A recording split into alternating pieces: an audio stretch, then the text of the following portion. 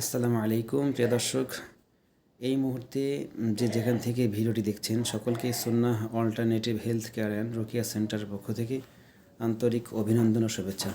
প্রিয় দর্শক, আমরা এখন জানার চেষ্টা করব একটা পরিবারকে রাতের বেলা ডিস্টার্ব করা হয়, আসলে জিন্নাতেরা ডিস্টার্ব করে নাকি অন্য কোনো সমস্যা, সেই বিষয়টি আমরা এখন পবিত্র কোরআনের শক্তি দিয়ে লবণ পড়ার মাধ্যমে নিশ্চিত হওয়ার চেষ্টা করব ইনশাআল্লাহ। সুতরাং পাশেই থাকুন, দেখতে থাকুন।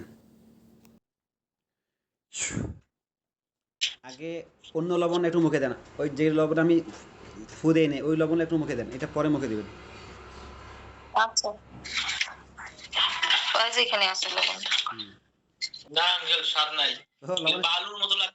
বালু কেমন জানি লাগতেছে। মানে বালু মানে লবণের কোনো স্বাদ নাই। না না আঙ্কেল, আমাকেও এমন লাগতেছে। সবাইকে একই রকম লাগতেছে না?